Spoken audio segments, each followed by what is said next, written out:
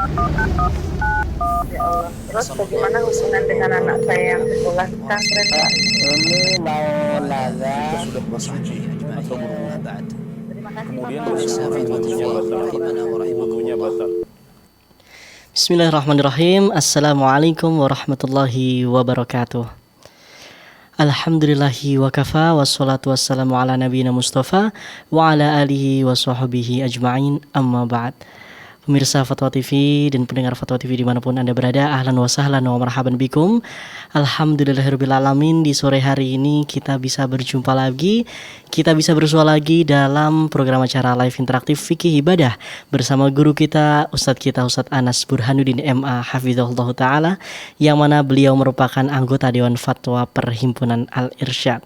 Seperti biasa, pemirsa Fatwa TV, selama 1 jam ke depan kita akan bersama-sama menimba ilmu, kita akan bersama-sama mengambil faedah dan juga mendengarkan nasihat dari Ustadz Anas di sore hari ini. Dan alhamdulillah telah bersama kita semua di studio Fatwa TV Jember Ustadz Anas. Kita sapa terlebih dahulu. Assalamualaikum Ustadz. Waalaikumsalam warahmatullahi wabarakatuh. Alhamdulillah Ustadz, kembali di layar kaca antum Ustadz. Alhamdulillah. Ya setelah libur ya, kita iya, Ustadz, di kampus libur dan karena itu akhirnya juga banyak meninggalkan Jember. Ada beberapa pekan kita tidak bisa hadir ya untuk melanjutkan acara tanya jawab kita. Betul, Ustaz. Interaktif kita. Tentunya di sore hari ini sudah banyak pemirsa yang menunggu, Ustaz, insyaallah Ustaz ya. Semoga bisa bersama-sama mengambil faedah, Ustaz ya. Insyaallah. Barakallahu fikum, Ustaz. Nah, pemirsa Fatwa TV dan juga pendengar, tak lupa saya menyapa seluruh pendengar radio di rekan kami yang tergabung dalam RTVC. Di antaranya ada Radio Binbas Yogyakarta, Radio Sahabat Tegal, Radio MDFM Probolinggo, Radio Amuba Pangkal Pinang, Radio Sago FM Sumatera Barat, Radio Gema FM Bontang, Radio Al Hikmah Banyuwangi, Radio Albina FM Bekasi, Radio Tua FM Riau, dan juga Radio Dai Tengaran. Itulah beberapa radio yang ikut merelay program di sore hari ini. Dan pemirsa Fatwa TV serta pendengar dimanapun Anda berada, sebelum kita mendengarkan jawaban-jawaban dari pertanyaan yang telah masuk di meja redaksi kami maupun dari pertanyaan yang Anda lontarkan melalui line telepon nanti, kita akan bersama-sama mendengarkan nasihat singkat dari beliau Ustadz Anas Burhanuddin MA Hafizahullah Ta'ala. Kepada beliau disilakan. Bismillahirrahmanirrahim. Para pemirsa dan pendengar yang dirahmati Allah Subhanahu wa Ta'ala, tidaklah kita menjalankan suatu ibadah kecuali Allah Subhanahu wa Ta'ala memiliki jasa yang besar kepada kita dalam ibadah tersebut. Allah Subhanahu wa Ta'ala memiliki nikmat yang besar atas kita dalam ibadah tersebut. Karena dialah yang menggerakkan hati kita untuk beribadah. Dia yang memberikan daya dan kekuatan sehingga kita bisa menjalankan ibadah itu. Dia yang memberikan taufik kepada kita untuk bisa ikhlas dalam menjalankannya sesuai dengan tuntunan Nabi Muhammad SAW, dan juga menghindarkan godaan-godaan setan ya, dari sejak ingin beribadah sampai kita menyelesaikan ibadah itu. Maka ketika seorang muslim menyelesaikan sebuah ibadah kepada Allah Subhanahu wa Ta'ala, maka selayaknya dia bersyukur kepada Allah Subhanahu wa Ta'ala, karena itu semuanya terjadi dengan nikmat dan taufik dari Allah Subhanahu wa Ta'ala. Maka ini menuntut dari seorang hamba untuk terus bersyukur kepada Allah Subhanahu wa Ta'ala, dan dia akan terus merasa tidak bisa memenuhi syukur kepada Allah Subhanahu wa Ta'ala. Karena ketika dia selesai suatu ibadah kemudian dia bersyukur, Allah berikan taufik kepada dia untuk menjalankan ibadah yang lain, maka itu adalah nikmat yang lain. Dia bersyukur lagi maka dapat ibadah yang lain, maka terus demikian rupa sehingga akhirnya dia terus merasa tidak bisa memenuhi hak syukur kepada Allah Subhanahu wa Ta'ala. Tapi justru ketika seorang muslim merasa tidak bisa bersyukur kepada Allah Subhanahu wa Ta'ala, seperti itulah Allah Subhanahu wa Ta'ala menganggap dia sudah bersyukur. Dalam sebuah riwayat dari Al-Kharaiti disebutkan bahwasanya Nabi Musa alaihi salam mengatakan kepada Allah Subhanahu wa Ta'ala, "Wahai Tuhanku, kalau aku sholat maka itu adalah nikmat darimu. Kalau aku bisa bersedekah, itu adalah nikmat darimu. Kalau aku bisa menyampaikan risalahmu, maka itu juga adalah nikmat darimu. Maka bagaimana aku bersyukur kepadamu? Maka kemudian Allah Subhanahu wa taala menyampaikan, Al-ana ya Musa qad syakartani. Wahai Musa, sekarang engkau telah bersyukur kepadaku. Nah, jadi justru ketika Nabi Musa alaihissalam merasa tidak bisa bersyukur kepada Allah, kok nikmat ini bertubi-tubi, bahkan ibadah yang beliau lakukan pun juga dengan taufik dan nikmat dari Allah Subhanahu wa taala, maka ketika beliau merasa tidak bisa bersyukur, itulah justru Allah Subhanahu wa taala menganggap beliau sudah bersyukur. Maka mari kita terus bersyukur atas nikmat Allah Subhanahu wa taala, meskipun kita terus merasa kurang dalam bersyukur, karena memang Allah Subhanahu wa taala tidak membebani kita untuk bisa sepenuhnya memenuhi hak Dia. Allah tahu itu, kita lemah, kita tidak bisa melakukan itu, tapi Allah Subhanahu wa taala menginginkan dari kita untuk bersyukur semampu kita. Dan saat kita merasa kurang, itulah insyaallah Allah Subhanahu wa taala melihatnya sebagai hal yang positif dan menganggap kita telah bersyukur kepadanya. Walhamdulillah. Nah Ustadz, Masya Allah, nasihat yang cukup penting Ustadz ya, masalah bersyukur. Berarti Ustadz, kalau seperti itu pada intinya kita itu diperintahkan untuk selalu dan selalu bersyukur terus Ustadz. Betul, betul. Kita harus selalu bersyukur karena semua yang ada di sekitar kita itu adalah nikmat dari Allah Subhanahu wa taala. Bahkan ketika kita bisa menjalankan suatu ibadah, itu pun semuanya dengan nikmat dari Allah Subhanahu wa taala. Maka kita harus bersyukur, sehingga kata para ulama, ini akan terus menghadirkan perasaan bahwasanya kita nggak pernah berhenti bersyukur dan kita nggak pernah bisa memenuhi hak Allah atas syukur itu. Kita nggak bisa untuk memenuhi. Artinya Allah punya hak besar atas kita dan kita tidak bisa memenuhi hak itu. Gitu loh. Tapi memang Allah tidak ingin dari kita itu untuk memenuhi haknya 100% lah. Kalau kita mau wujudkan dalam angka-angka, Allah nggak ingin itu. Gitu. Karena Allah tahu kita nggak akan bisa. Nah, tapi justru ketika kita berusaha bersyukur dan di saat yang sama merasa kurang. Iya. Sebaliknya kalau kita sudah merasa, oh aku sudah banyak bersyukur nih, gitu. Syukurku sudah berlebih nih. Nah ini yang bahaya. Gitu. Allah tidak ingin itu. Justru kita hendaknya bertahan pada titik di mana kita masih terus merasa kurang, merasa ibadah kita kurang, merasa syukur kita kurang. Nah, justru itulah kondisi yang Allah senangi dari kita, sehingga kita tidak takabur, kita tidak merasa berjasa kepada Islam, tidak merasa berjasa kepada Allah. Dan ternyata kalau kita perhatikan dalil-dalil, justru saat kita merasa kurang bersyukur, saat kita merasa belum memenuhi hak Allah untuk beribadah dengan sebenar-benar ibadah, bertakwa dengan sebenar-benar takwa, maka justru saat itulah Allah Subhanahu wa taala menganggap kita sudah bersyukur dan Allah Subhanahu wa taala menerima amalan-amalan kita. Ya Ustaz. Berarti ini kalau saya pernah dengar dalil apa Ustaz?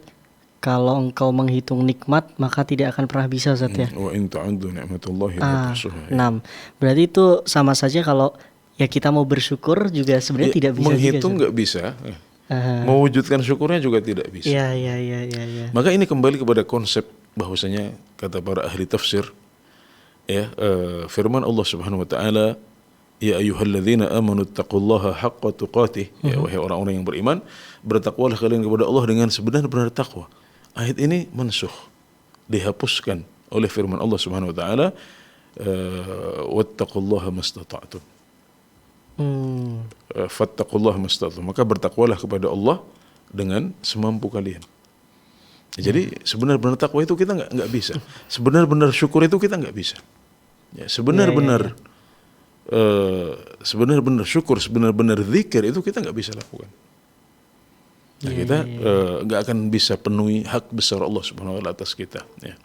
Tapi justru saat kita merasa kurang dalam beribadah, merasa kurang dalam bersyukur, merasa kurang dalam memenuhi hak Allah, justru itulah yang Allah tunggu-tunggu. Justru saat itulah Allah menerima amalan kita dan Allah menganggap kita sudah bersyukur. Justru malah berbahaya kalau kita sampai merasa berjasa kepada Islam atau merasa berjasa kepada Allah, merasa ibadah kita ini sudah banyak, gitu loh, sudah melebihi hak Allah. Justru ini Allah nggak suka seperti itu. Iya, iya, Nah, jadi biar kita ada pada posisi kita merasa kurang bersyukur, merasa tidak bisa memenuhi hak Allah, tidak bisa beribadah dengan baik, masih banyak kurangnya. Justru itulah yang Allah senangi, justru adalah kondisi seperti itu. Iya, iya, iya. Nah, Ustaz, syukron jazakallahu khairan barakallahu fikum. Pemirsa, itu tadi ilmu baru ya bagi saya juga ini ya pemirsa, luar biasa, Masya Allah. Memang setiap pertemuan pasti akan ada ilmu baru yang kita dapatkan ketika kita fokus mendengarkan dan juga menyaksikan tayangan ini pemirsa. Baik pemirsa dan pendengar Fatwa TV, saya tak lupa mengingatkan bagi Anda pemirsa yang ingin bertanya secara langsung di sore hari ini berkaitan dengan fikih ibadah tentunya ya. Di sore hari ini Anda bisa menghubungi kami langsung di nomor 033154460087 atau ada cara yang lebih mudah sekarang pemirsa dan juga pendengar dengan menghubungi via WhatsApp ya di nomor 0821 706087. Tidak usah pakai pulsa, hanya pakai koneksi internet saja di 0821 706087. Kami tunggu pemirsa. Baik Ustaz, kita akan membacakan pertanyaan dari website Ustaz ya. Baik, pertanyaan pertama dari saudari Dita yang ada di Jawa Barat, di Bekasi ya. Assalamualaikum Ustaz. Semoga Allah selalu merahmati Ustaz dan seluruh kaum muslimin. Amin. Amin. Waalaikumsalam warahmatullahi wabarakatuh. Izin tanya Ustaz, saya pernah menjadi imam untuk sholat asar. Saya saat itu sedang di luar rumah dan masih memiliki wudhu dari rumah setelah sholat duhur. Qadarullah setelah sholat asar saya cek ternyata saya masih ada flek sehabis haid. Pertanyaannya, apakah saya berdosa saat menjadi imam dan apakah sholat seluruh makmum saya pada saat itu tetap sah? Syukran. Oke, baik. Jadi boleh bagi seorang wanita untuk menjadi imam bagi para wanita yang lain. Ini dicontohkan oleh para sahabat wanita di mana mereka kadang-kadang sholat sesama mereka dan salah satu dari mereka menjadi imam untuk yang lain, tapi posisi imam ini adalah di tengah-tengah saf pertama ya, jadi tidak maju ke depan seperti kalau kaum pria sholat berjamaah ya, tapi imam wanita ini berada di tengah-tengah saf pertama karena seperti itulah yang dicontohkan dan ini lebih menutup imam tersebut sehingga tidak nampak dan kelihatan. Kemudian tentang kasus yang ditanyakan, kita perlu lihat apakah flek tersebut adalah flek yang terhitung sebagai haid atau tidak. Ya, dengan melihat ya kita pastikan dulu apakah itu flek di hari-hari haid, ya. Apakah itu flek di masa haid atau flek di luar masa haid. Kalau flek itu keluar setelah seorang wanita selesai haid ya. Dia sudah melihat tanda selesainya haid berupa al-qassah al-baydha ya, berupa cairan putih yang keluar, atau berupa al-jufuf yakni keringnya kemaluan dari darah haid ya, dibuktikan dengan memasukkan kapas ke dalam kemaluan, kemudian ternyata keluar bersih, tidak ada bercak atau darah atau flek atau yang semacamnya, berarti dia sudah suci. Nah, kalau kemudian setelah itu beberapa jam setelah itu dia mengalami flek, maka flek ini tidak dianggap. Ini yang dikatakan oleh salah seorang sahabat wanita, kunna la na'uddu sufrata ba'da tuhri syai'an. Ya, kami dahulu tidak menganggap flek ya setelah suci itu sebagai sesuatu yang berdampak atau mengganggu ya. Jadi itu tidak dianggap sebagai haid, maka berarti sholat Anda sah ya, dan enggak ada masalah, berarti sholat Anda sudah sah, maka sholat jamaah yang bermakmum kepada Anda juga sah ya. Nah, sekarang bagaimana kalau ternyata flek itu adalah flek yang masih terhitung sebagai haid? Flek itu terhitung masih sebagai haid kalau dia terjadi di masa haid. Jadi di tengah-tengah masa haid ya, kalau darah tidak keluar tapi yang keluar adalah flek berupa warna kekuningan atau cairan keruh ya, yang keluar dari kemaluan wanita, maka berarti itu masih dianggap sebagai haid. Nah, jadi ini kalau kita asumsikan bahwasanya flek ini keluar pada masa haid, di mana wanita tersebut belum melihat tanda selesainya haid. Dia tidak melihat cairan putih. Dia belum melihat keringnya kemaluan dia di akhir masa haid, maka berarti flek itu masih terhitung sebagai haid. Maka dia tidak boleh sholat dan dia tidak boleh untuk menjadi imam. Nah, jadi berdasarkan asumsi yang pertama, sholatnya sah, sholat jamaah juga tidak ada masalah. Nah, berdasarkan asumsi yang kedua, maka sholatnya tidak sah, berarti bisa kita katakan juga dia tidak punya kewajiban sholat, ya, gugur kewajiban sholatnya karena dia masih haid. Iya. Nah, tapi kemudian masalahnya adalah bagaimana dengan sholat para jamaah yang di belakang. Nah, ini adalah sesuatu yang harus kita lihat, ini merupakan masalah lain ya, yang terpisah. Dan di sini kita katakan bahwasanya wanita tersebut kalau memang fleknya adalah terhitung sebagai haid, masih terjadi pada masa haid, berarti sholat dia tidak sah. Tapi tentunya kita paham bahwasanya dia juga tidak punya kewajiban sholat dalam masa seperti itu ya. Nah, tinggal kita melihat bagaimana sholat orang-orang yang di belakangnya. Sholat orang-orang yang di belakangnya menurut para ulama hukumnya adalah sah. Ya, kenapa? Karena orang-orang tersebut tidak tahu kalau si imam itu ternyata masih haid.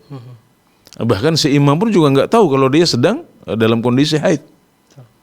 Maka berarti berdasarkan firman Allah Subhanahu wa taala, laha ma kasabat wa 'alaiha maktasabat. Ya, bagi satu jiwa itu apa yang dia kerjakan, laha ma kasabat, dia mendapatkan pahala dari apa yang dia lakukan, wa 'alaiha maktasabat, dan dia menanggung apa yang dia kerjakan. Artinya masing-masing itu punya tanggung jawabnya sendiri. Laha ma kasabat wa 'alaiha maktasabat. Maka karena para jamaah wanita yang makmum di belakang ini tidak mengetahui bahwasanya imamnya sedang haid, maka sholat mereka menjadi sah ya. Jadi sholat mereka sah, alhamdulillah ya. Jadi batalnya sholat Anda, tidak sahnya sholat Anda karena Anda masih haid, itu tidak berdampak kepada jamaah. Dia hanya berdampak kepada sholat Anda sendiri. Ya, kenapa? Karena masing-masing punya hisabnya sendiri di hadapan Allah Subhanahu wa taala. Nah, kemudian poin yang terakhir, apakah wanita tersebut berdosa? Jawabannya tidak. Kenapa? Karena dia tidak tahu. Ya, dia lakukan itu dengan tanpa sengaja. Dia tidak tahu kalau dia sedang haid, kemudian dia sholat, bahkan menjadi imam dalam sholat, maka dia tidak berdosa karena hal tersebut. Ya, berarti semoga semua aspek pertanyaan sudah kami jawab. Nah, Ustaz. Syukron jazakallahu khairan barakallahu fikum Ustaz atas jawabannya. Baik, kita sudah terhubung dengan penelpon pertama Ustaz, ada Ibu hamba Allah di Bogor. Kita sapa. Halo, Assalamualaikum Fatwa TV. Waalaikumsalam. Baik, silakan Ibu dengan pertanyaannya. Assalamualaikum Ustaz, barakallahu fikum. Waalaikumsalam warahmatullahi wabarakatuh. Wa barakallahu fik. Baik, silakan. Afwan Ustaz, ingin bertanya, saya pernah sholat Isya, jadi agak malam. Memang kedua saya menunggu suami. Jadi pada saat sholat Isya udah selesai, suami saya pulang. Jadi saya ingin sholat rawatib ba'diyah. Cuman ada jeda gitu, saya buka pintu dulu gitu. Terus saya ada nyambut suami gitu. Terus setelah itu saya balik sholat ba'diyah itu apa sah apa enggak gitu Ustaz. Itu aja Ustaz. Jazakallahu khairan. Assalamualaikum warahmatullahi wabarakatuh. Waalaikumsalam warahmatullahi wabarakatuh. Baik, silakan Ustaz. Baik, tidak masalah kalau seorang muslim atau seorang muslimah itu mengerjakan sholat ba'diyahnya dengan sedikit jeda ya. Baik jeda karena zikir setelah sholat, atau jeda dengan membaca Al-Quran dulu ya, atau jeda mengerjakan satu pekerjaan rumah yang harus dilakukan ya, termasuk jeda untuk membukakan pintu dan menyambut suami. Ini adalah alasan yang syar'i ya. Bahkan justru salah kalau kita sengaja menyelesaikan sholat kita dulu, atau kita lanjut sholat dulu padahal sudah ada yang ketuk pintu di luar ya. Dan dia adalah suami ibu yang punya hak besar atas ibu ya. Nabi Muhammad SAW mengatakan, "Lau kuntu amiran ahadan an yasjuda li ahadin la amartul mar'ata an tasjuda li zawjiha." Kalau seandainya saya boleh untuk memerintahkan seseorang bersujud untuk orang lain, maka saya akan perintahkan wanita untuk bersujud untuk suaminya. Karena besarnya hak suami. Maka sudah benar ibu ketika mendengar ketok pintu dari luar, ibu berhenti dari zikir dulu untuk kemudian membukakan pintu dan menyambut suami. Nah, itu sudah benar. Dan tidak masalah setelah itu ibu kembali ke musola di rumah ya untuk kemudian menyelesaikan ba'diyah isya'nya. Ya, jadi tidak masalah. Tidak masalah, justru kata para ulama sunnah ya untuk ada jeda antara sholat fardu dengan sholat sunnah. Ya, jeda itu bisa dengan zikir, bisa dengan berpindah tempat, bisa dengan membaca Al-Quran atau yang semacamnya, ya tidak masalah. Dan itu tidak berdampak kepada misalnya tidak sahnya sholat sunnah ba'diyah tersebut, karena pada umumnya ibadah-ibadah sunnah itu ada fleksibilitas di sana ya. Ada hukumnya itu fleksibel ya. Ada beberapa hukum yang ketat dalam sholat fardu, tapi dalam sholat sunnah hukumnya menjadi longgar ya. Termasuk dalam hal ini adalah contoh kelonggaran hukum sholat sunnah dan juga ibadah-ibadah sunnah yang lain secara umum. Alhamdulillah. Nah Ustaz, syukran jazakallahu khairan barakallahu fikum. Semoga ini bisa menjawab pertanyaan dari ibu hamba Allah yang ada di Bogor dan menjadi faedah juga pelajaran bagi ibu-ibu yang lainnya tentunya ya. Baik Ustaz, kita kembali ke website Ustaz ya. Ada pertanyaan ini dari tidak disebutkan. Oh ya, dari Rahma Ummu Hafsah di Aceh Ustaz. Assalamualaikum. Afwan Ustaz, izin bertanya, apakah air sabun atau deterjen bisa digunakan untuk mencuci atau merendam pakaian? Karena ada yang berpendapat air sabun itu bukan air yang suci lagi mensucikan karena sudah tercampur dengan deterjen. Apakah pakaian yang sudah dicuci wajib untuk dicucur atau disiram dengan air yang mengalir? Syukron saja, jazakumullah khairan. Baik, ya ada perbedaan pendapat di antara para ulama apakah mencuci pakaian itu harus dengan air yang tahur. Tahur artinya suci dan mensucikan. Ya, ada sebagian ulama yang berpendapat bahwasanya izalatun najasah, yang menghilangkan najis. Termasuk salah satu contoh adalah menghilangkan najis dari pakaian. Ya, itu harus dilakukan dengan air yang tahur atau air yang suci lagi mensucikan. Sementara air yang sudah dicampuri dengan sabun itu berarti sudah tidak tahur lagi. Dia suci tapi tidak mensucikan. Nah, maka berdasarkan pendapat ini ya sebagian ulama menjelaskan bahwasanya kalau kita punya pakaian yang najis kemudian kita ingin mencucinya, maka tidak sah kalau kita mencucinya dengan air yang sudah tercampuri deterjen atau yang semacamnya. Kenapa? Karena kata mereka izalatun najasah, menghilangkan najis itu harus dengan air yang suci lagi mensucikan. Ini memang pendapat sebagian ulama. Maka ini yang sempat viral ya, sempat masyhur yang banyak ditanyakan oleh umat Islam gitu. Apakah benar seperti itu? Jawabannya benar menurut pendapat tersebut. Jadi memang ada pendapat seperti itu ya.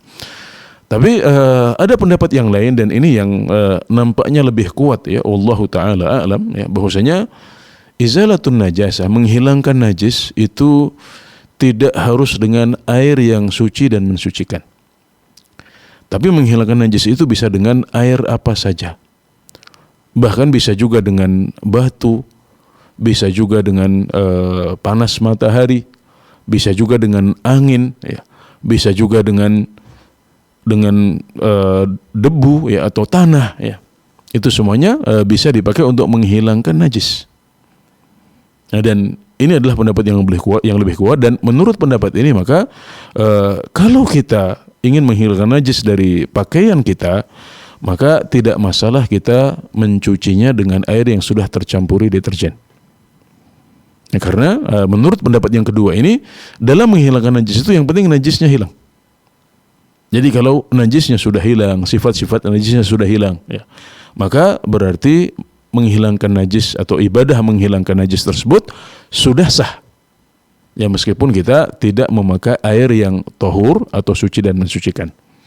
Dan ini adalah pendapat yang lebih kuat dan didukung oleh dalil yang lebih kuat juga. Wallahu ta'ala a'lam. Ya, jadi kembali kepada pertanyaan, kalau pakaiannya adalah pakaian yang tidak tercampur najis, maka beres, nggak ada masalah. Berarti kita tidak sedang menghilangkan najis di situ, maka nggak ada masalah karena tidak ada najis yang akan kita hilangkan. Adapun kalau pakaiannya terkena najis, maka ada dua pendapat ulama di situ, dan pendapat yang lebih kuat adalah pendapat yang mengatakan bahwasanya tidak masalah kita mencucinya dengan air yang sudah tercampuri deterjen. Ya, seperti itu. Baik. Syukur saja, jazakallah khairan, barakallahu fikum. Kita sudah tersambung Ustaz dengan penelpon kedua, ada Ibu hamba Allah di Tangerang. Kita sapa. Halo, assalamualaikum Fatwa TV. Waalaikumsalam warahmatullahi wabarakatuh. Baik, silahkan Ibu dengan pertanyaannya. Assalamualaikum Ustadz, mohon izin bertanya. Waalaikumsalam warahmatullahi wabarakatuh. Semoga Ustadz dan tim semuanya sehat, diberkahi oleh Allah. Amin. Amin. Ustadz izin bertanya, anak kan sedang hamil, terus kadang kan kalau misalnya ngurus rumah tangga, ngurus anak gitu, seharian kan capek gitu. Nah kan sholatnya duduk, udah gitu kalau misalnya sholat duduk, terus duduk istirahatnya itu seperti apa ya Ustadz? Adakah atau tidak gitu? Apa cukup dalam hati aja karena kan udah duduk posisinya. Nah terus sebelum sholat itu memang kan nggak ada niat yang mesti dilafalkan ya Ustadz ya. Tapi kalau misalnya di dalam hati kayak kebiasaan gitu, saya mau sholat isya gitu, udah saya mau niat sholat isya ya Allah gitu, tapi dalam hati nggak diucapkan itu. Kalau kebiasaan setiap sholat kayak gitu, itu dosa nggak ya Ustaz? Maksudnya masuk ke dalam bid'ah nggak gitu, dan boleh nggak gitu Ustaz? Dari dua pertanyaan itu aja. Jazakallah khairan, barakallahu fikum. Ya, jazakallah khairan. Baik, silakan Ustaz. Baik ya Ibu hamba Allah atau amatullah di Bogor ya. Semoga Allah Subhanahu wa taala memudahkan kehamilan Ibu dan memudahkan persalinannya juga ya. Semoga anaknya lahir dengan selamat. Anda harus bersabar dan ihtisab dari kehamilan ini ya, karena tentunya kehamilan itu tidak mudah ya. Itu nikmat dari Allah, tapi juga ujian kesabaran bagi seorang ibu rumah tangga. Maka ada banyak pahala di sana, termasuk pahala sabar ya untuk sholat ya, meskipun dalam keadaan susah payah ya, itu juga ada pahalanya yang besar di sisi Allah Subhanahu wa taala ya. Adapun yang ditanyakan tentang duduk istirahat atau jalsatul istirahah ya, duduk istirahat ya, yang biasa kadang-kadang dilakukan ya oleh umat Islam ketika berpindah ya dari posisi sujud sebelum naik ke berdiri lagi ya. Ya, ini menurut penjelasan para ulama dilakukan oleh Rasulullah SAW ketika beliau sudah memasuki usia tua ya. Nah, kadang-kadang Rasulullah SAW terlihat duduk istirahat dulu sebelum naik ya, sebelum naik. Ketika beliau selesai sujud, maka sebelum naik beliau duduk dulu. Ini baru diriwayatkan dari beliau ketika beliau sudah berumur ya. Maka berdasarkan itu mereka menjelaskan bahwasanya ini sifatnya kondisional ya. Kalau kita membutuhkannya karena lelah ya, karena capek, karena ada sakit dan lain sebagainya, maka silakan, nggak apa-apa. Itu adalah rukhsah dan keringanan ya. Agar kita bisa beribadah dengan lebih khusyuk lagi ya, capeknya sudah hilang ya, kita bisa lebih segar lagi untuk rakaat berikutnya, tidak masalah dilakukan ya. Tapi sekali lagi ini sifatnya kondisional ya, kondisional saja dan sesuai dengan kebutuhan. Nah, kalau ibu dalam posisi sudah duduk sholatnya ya dan merasa tidak perlu ya, karena ya sekarang mau berdiri pun posisinya juga tetap duduk ya, maka berarti tidak perlu ada duduk istirahat ya. Jadi sudah langsung saja begitu ibu selesai sujud, ibu langsung duduk dan diniatkan untuk kembali kepada posisi berdiri. Jadi duduk istirahat itu sifatnya kondisional dan sesuai dengan kebutuhan, karena Nabi baru melakukannya ketika beliau sudah memasuki usia tua beliau ya. Kemudian yang kedua tentang mengolah hati dengan niat saat kita beramal ya. Apa yang dilakukan oleh ibu ya, sesuai dengan yang sudah diceritakan tadi dalam pertanyaan, itulah yang disebut sebagai niat. Nah, jadi niat itu ya, hati-hatinya adalah, yang lebih hati-hati adalah dengan mengolah hati ya. Mengolah hati, kita katakan dalam hati kita bahwasanya kita mau sholat zuhur atau sholat asar atau maghrib atau isya, dan jumlah rakaatnya sekian ya. Kemudian itu kita lakukan karena Allah Subhanahu wa taala, kita tidak ingin yang lain. Jadi mirip dengan apa yang diucapkan orang ketika mereka melafalkan niat. Ya, tapi kita mengucapkannya dalam hati kita. Nah, justru itulah yang disebut sebagai niat. Ya, maka ini tidak sama dengan melafalkan niat, ya, yang merupakan masalah ikhtilafiyah di antara para ulama. Sebagian menganjurkannya, ya, sebagian menganggap itu bid'ah, ya. Adapun kalau kita tidak mengucapkannya dengan lidah kita, tapi kita hanya berkata-kata dalam hati, ya Allah, ya, ini adalah sholat zuhurku hari ini 4 rakaat karenamu ya Allah, tapi dalam hati kita mengatakannya, ya. Maka justru itulah yang disebut sebagai niat, ya. Jadi insyaallah itu tidak masuk dalam masalah yang diperselisihkan di antara para ulama, ya, apakah itu bid'ah atau tidak. Tapi justru dengan begitu Anda sudah menepati sunnah Rasulullah SAW, karena itulah niat, ya, niat itu dalam hati. Nah, sebagian ulama mengatakan sekedar kita ingat, sekedar berangkat ke masjid itu sudah dianggap sebagai niat,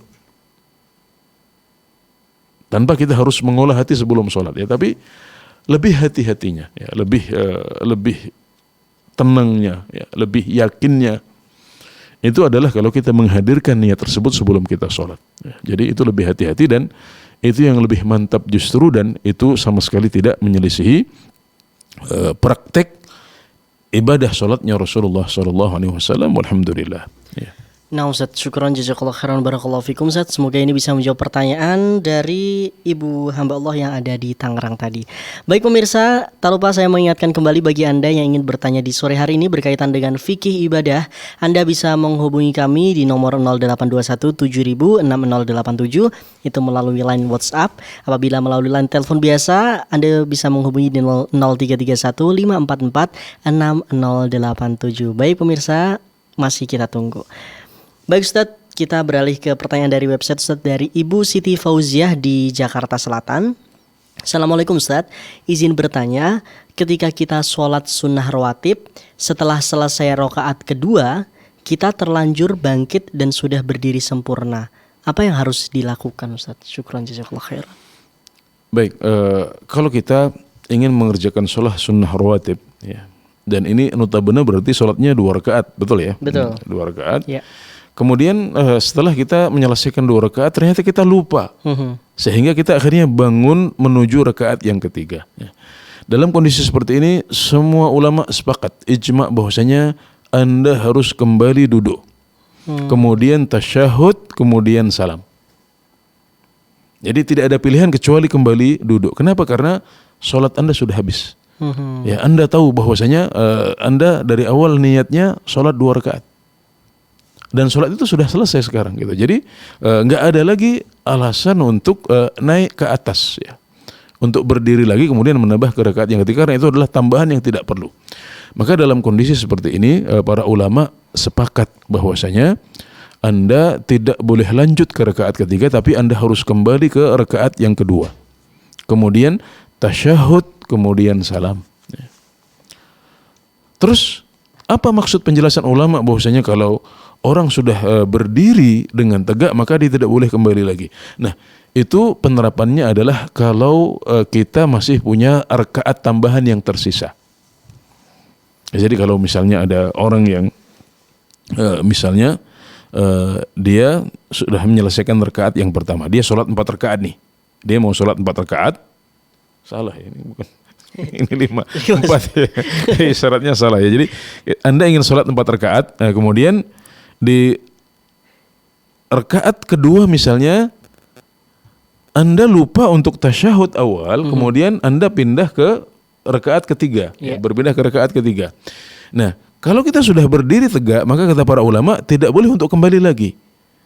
Kenapa? Karena tasyahud awal itu hukumnya adalah wajib, ya, atau menurut istilah mazhab Syafi'i dia adalah sunnah ab'ad.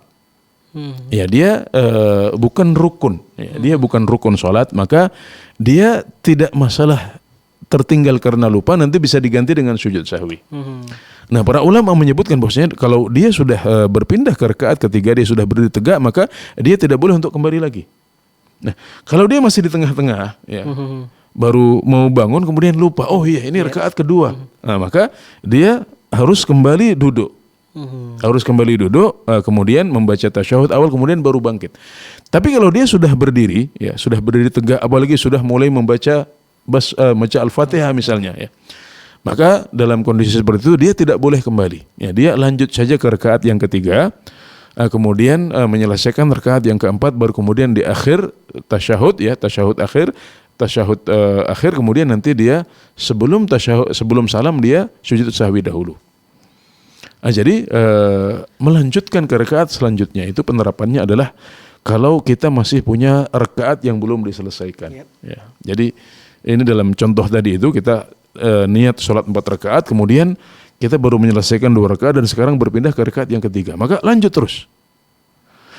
Adapun kalau kita sudah selesai 4 rakaat ini, selesai 4 rakaat, kemudian kita lupa bangun lagi mau nambah ke rakaat yang kelima. Nah, di sini para ulama sepakat ijma, mereka mengatakan orang tersebut harus duduk, harus kembali ke rakaat keempat, kemudian duduk tasyahud akhir, kemudian salam. Ya. Nah, jadi ini tidak ada ikhtilaf di antara para ulama dalam masalah ini. Ya, jadi kalau Anda niatnya sholat 2 rakaat, ya, kemudian Anda lupa ketika rakaat yang kedua, kemudian bangun ke rakaat yang ketiga, maka berarti langsung balik ke rakaat yang kedua, langsung duduk lagi, kemudian tasyahud akhir, kemudian salam. Ya, jadi tidak ada perbedaan pendapat di antara para ulama dalam masalah tersebut. Ya, dan bisa ditambahkan dengan sujud sahwi setelah salam, karena Anda ada tambahan di situ. Anda ada tambahan bangun ke rakaat ketiga karena lupa, maka bisa diakhiri dengan sujud sahwi. Ya, jadi seperti itu. Semoga bisa dipahami dengan baik. Baik Ustaz. Ini saya pengen bertanya Ustaz berkaitan dengan apa yang tadi Antum sampaikan Ustaz. Ini yang ana alami sendiri Ustaz ya, berkaitan dengan agak lupa dikit gitu Ustaz. Jadi ini sholat jamak qashar nih Ustaz. Nah qashar ana zuhur 2-2 ini Ustaz. Itu kan ana udah niat 2 ya Ustaz zuhur. Nah tapi ana habis 2 ini malah berdiri Ustaz. Nah terus itu ingatnya kapan? Ingatnya di tengah-tengah itu Ustaz. Dari rakaat ketiga itu. Berarti harus balik. Harus kembali duduk, selesaikan. Kenapa? Karena niat antum dari awal itu 2 rakaat saja. Gitu.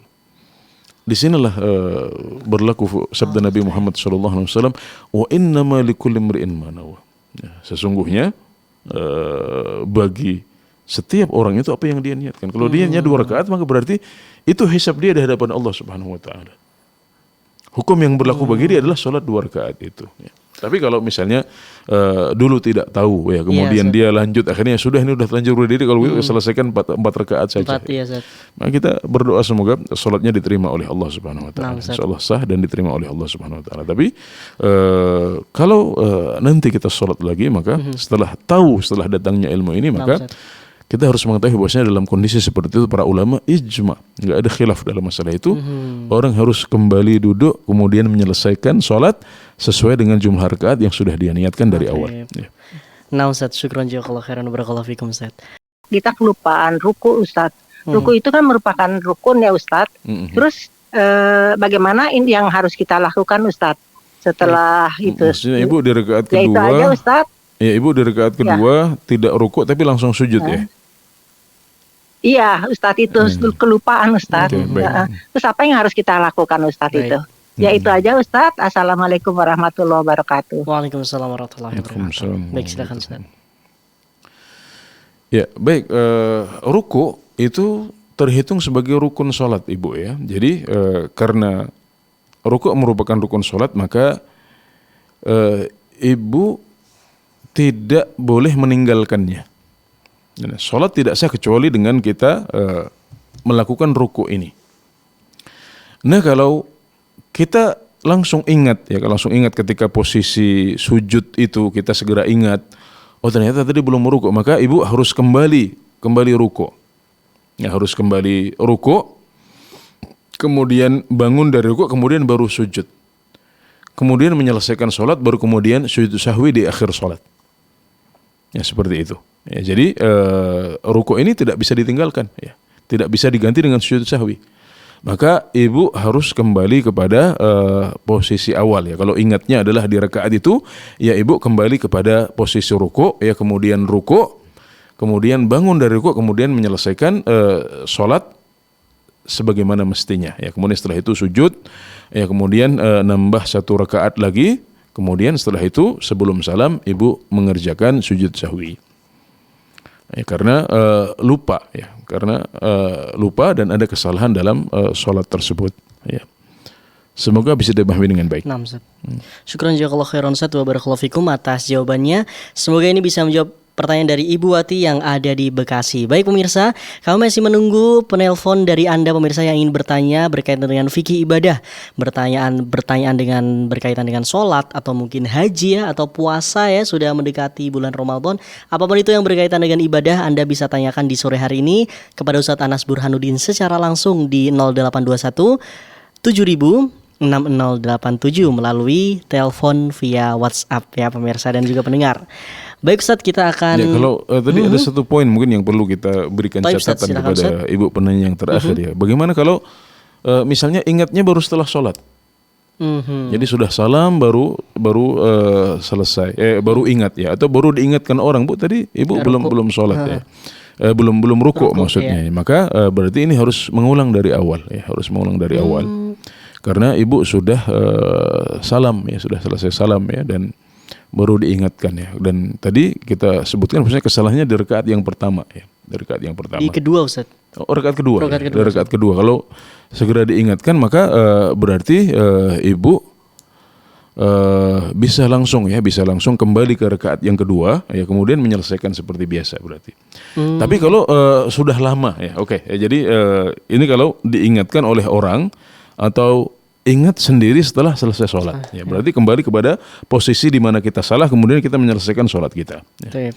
Nah kalau ingatnya setelah lama ya, sudah 2 jam ya, sudah sehari setelahnya ya, mungkin diingatkan orang atau kita pas lihat di CCTV, oh ternyata di sholat itu kita belum ruku misalnya ya, maka sekali lagi karena ruku adalah rukun dari sholat, yang sholat kita tidak sah kecuali dengan melakukannya.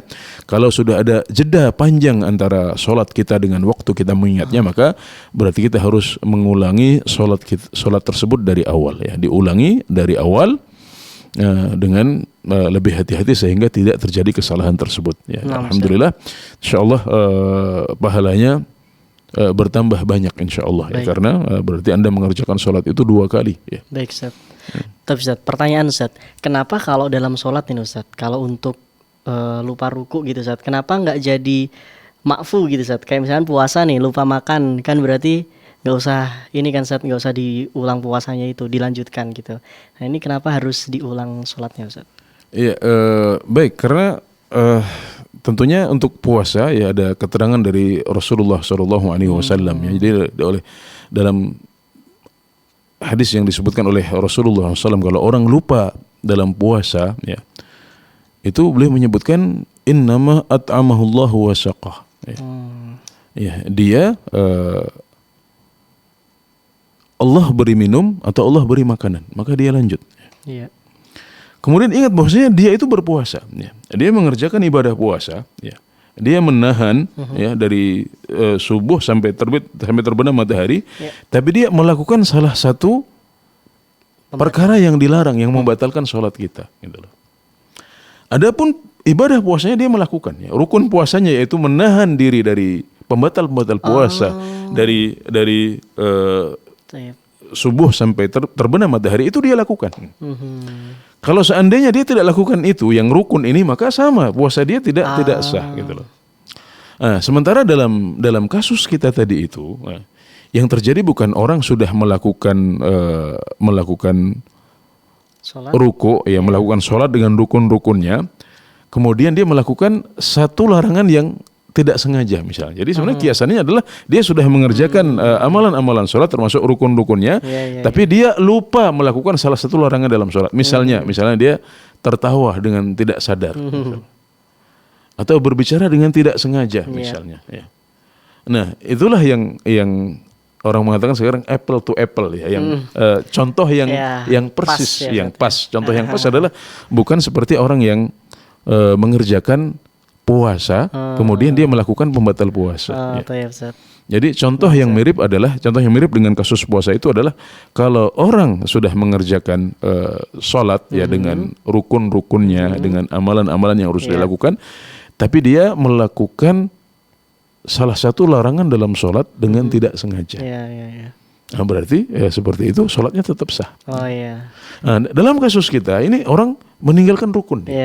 Rukunnya belum dia lakukan. Dan para ulama menjelaskan rukun ini sholat kita tidak sah kecuali dengan melakukan rukun itu. Ya, maka itulah bedanya antara dua kasus. Kenapa dalam masalah sholat kita wajibkan untuk diulang lagi.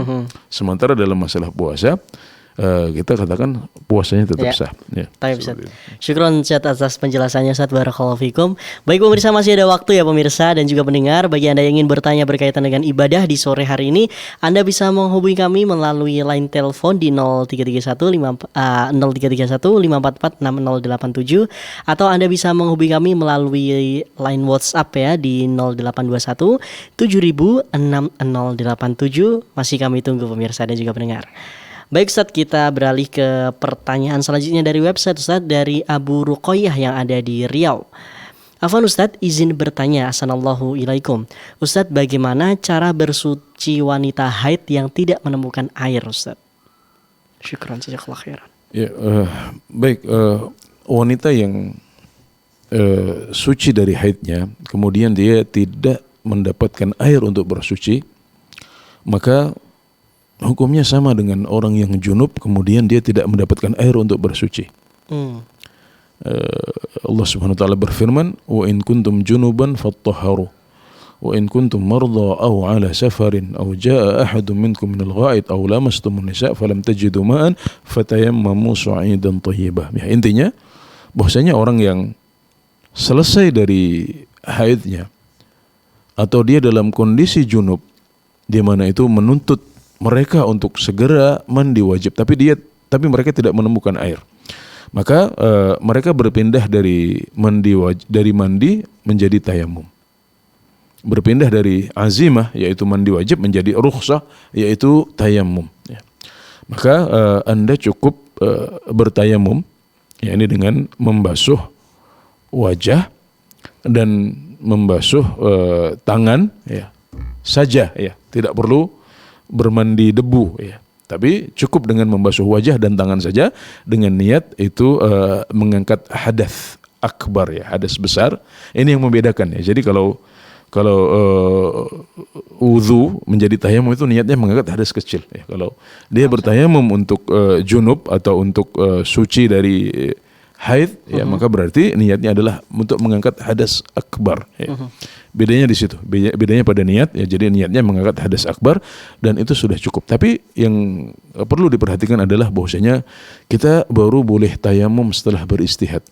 Dalam arti setelah kita berusaha untuk mencari, memastikan bahwasanya memang tidak ada air, ya, di sekitar situ, ya, tidak ada air yang bisa dibeli dengan harga yang normal, ya.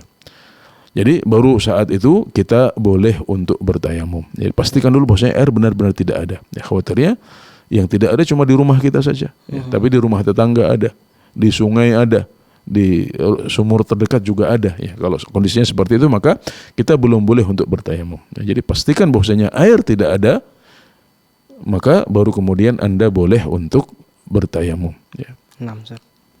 Syukur saja, jazakallahu khairan, barakallahu fikum atas jawabannya. Sudah tersambung Ustaz, penelpon selanjutnya ada Abu Sahal yang ada di Medan, ya. Kita sapa. Halo, assalamualaikum Fatwa TV. Waalaikumsalam warahmatullahi wabarakatuh. Baik, ya, silahkan Bapak dengan pertanyaannya. Ini saya kan di rumah saya kan sebelahnya musola, sebelahnya lagi ada masjid gitu. Yeah. Jadi kalau yang di musola itu sholatnya sholat subuhnya diakhirkan 20 menit setelah qomat. Sementara di masjid sebelah lagi itu iqomatnya kecepatan gitu. Jadi yang kira-kira Ustaz di mana kita sholatnya Ustaz? Apakah di musola? Apakah di masjid Ustaz? Ya, musola ini dipakai untuk sholat 5 waktu, Pak. Hidup 500 Ustaz, karena ada azan juga di situ, ada azan, dikumandangkan azan di situ. ada azan, ada 5 waktu tetap ada. Karena itu musola kecil maksudnya tidak dipakai sholat Jumat saja kan? Enggak, Jumatan enggak ada Ustaz kalau musolanya. Baik. Cukup ya Bapak ya, Abu Sahal? Iya. Syukran. Jazakallah Ustaz. Barakallahu fiik. Assalamualaikum. Waalaikumsalam warahmatullahi wabarakatuh. Baik, kalau tempat sholat tersebut atau yang Bapak sebut sebagai musola ya memiliki kriteria dipakai untuk sholat 5 waktu, kemudian dikumandangkan adzan di situ, hanya saja tidak dipakai untuk sholat Jumat, berarti musola Bapak itu memiliki hukum masjid juga, ya, memiliki hukum masjid. Maka di situ disunahkan juga untuk tahiyatul masjid ketika kita masuk tempat tersebut. Ya. Jadi dia sebenarnya hukumnya hukum masjid. Ya. Cuma masyarakat yang menyebutnya sebagai musola karena kecil ya. Itu bisa dikatakan sebagai masjid, tapi bukan masjid jami, ya, bukan masjid yang dipakai untuk sholat Jumat. Maka berdasarkan penjelasan tadi, maka tidak masalah kita membiasakan untuk selalu sholat berjamaah di situ, ya. Karena pahalanya adalah pahala sholat di masjid. Hukumnya hukum sholat di masjid, tidak ada bedanya, alhamdulillah ya. Jadi kalau masjid tersebut memiliki keistimewaan, sholatnya lebih khusyuk, ya, lebih panjang bacaannya, ya, kemudian juga barangkali lebih sesuai dengan kondisi kita, di mana kadang-kadang saat subuh kita butuh waktu lebih lama ya untuk bersiap, ya. Kadang kalau di masjid yang besar kita ketinggalan, ya, sementara di masjid tersebut iqamahnya lebih santai, lebih sesuai dengan kondisi kita, maka tidak masalah kita mengutamakan masjid tersebut di atas masjid yang besar. Nggak ada masalah, alhamdulillah. Jadi hukumnya hukum masjid dan memiliki hukum-hukum masjid yang lain. Jadi musola itu hanya penamaan masyarakat saja. Lebih tepatnya secara fikih dia adalah masjid, tapi dia bukan masjid jami. Ya, seperti itu, alhamdulillah. Ya. Nah Ustaz, syukran jazakallahu khairan wa barakallahu fikum. Baik, kita sudah terhubung Ustaz, ada Bapak Bayu yang ada di Pekanbaru. Kita sapa. Halo, Assalamualaikum Fatwa TV. Waalaikumsalam warahmatullahi. Baik, silakan Pak Bayu dengan pertanyaannya. Siap, jazakallahu khair. Hayakumullah. Izin bertanya, ya. Terkait ikhlasan Ustaz, dan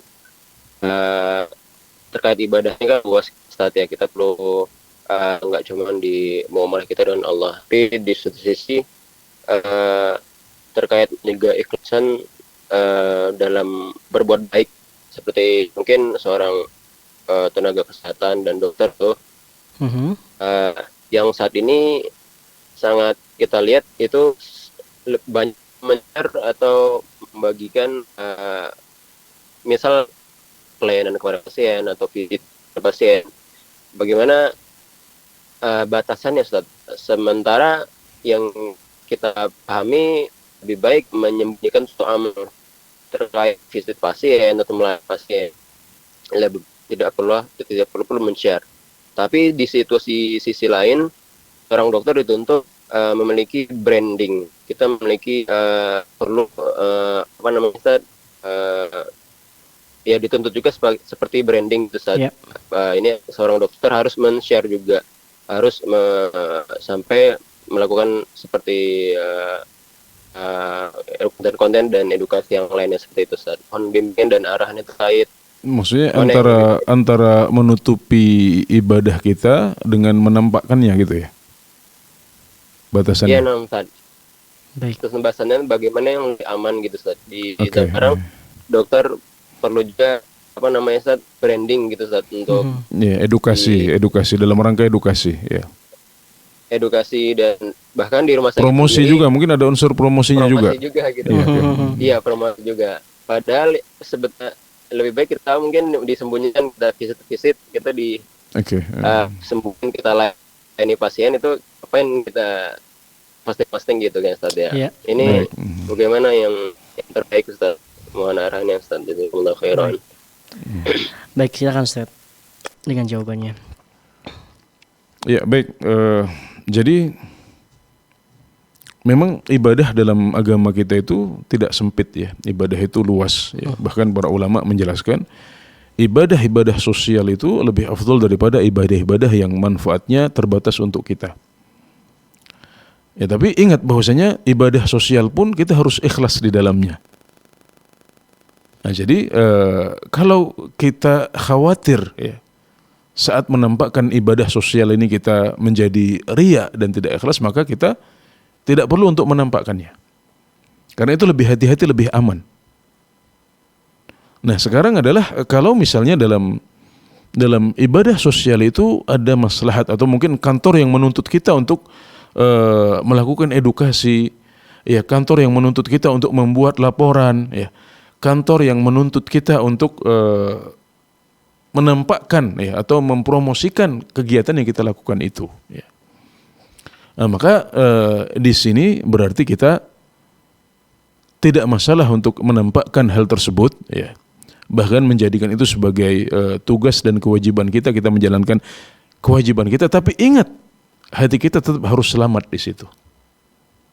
Nah, jadi ketika kita boleh untuk menambahkan ibadah karena maslahat tertentu, itu bukan berarti kita boleh riya di situ.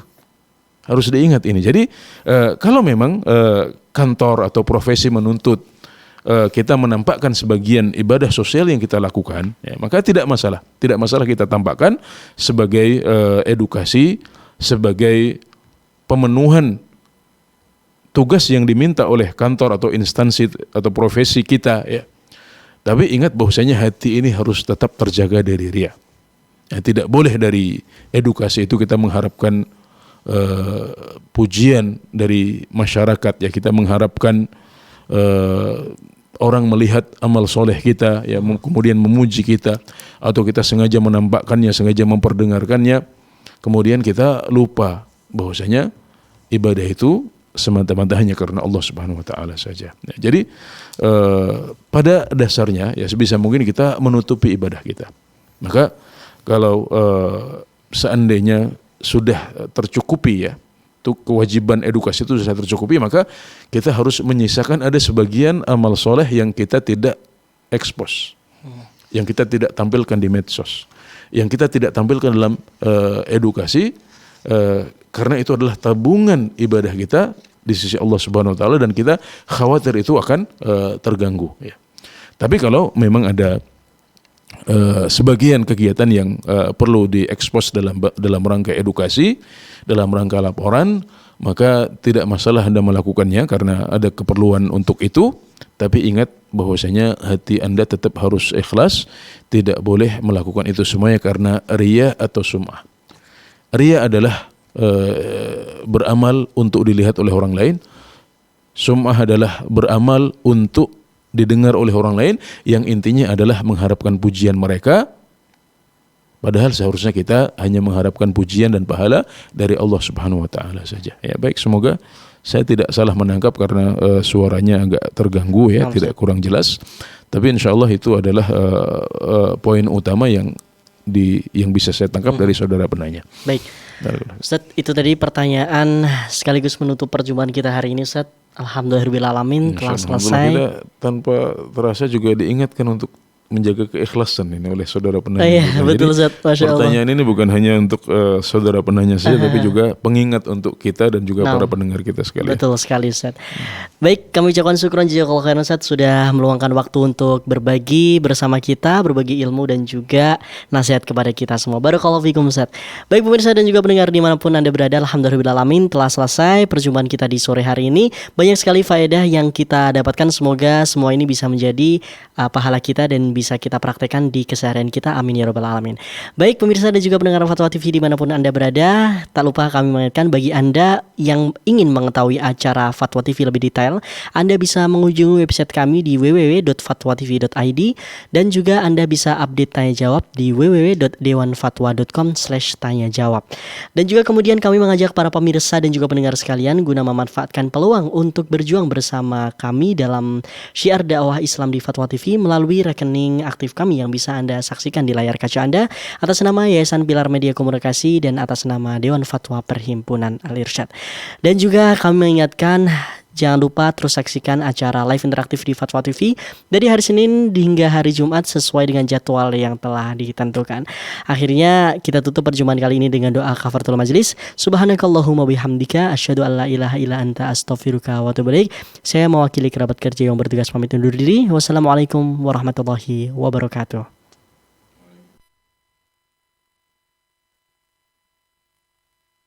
Ini mau nazar sudah bersuci atau berwudu, kemudian bersentuhan dengan suami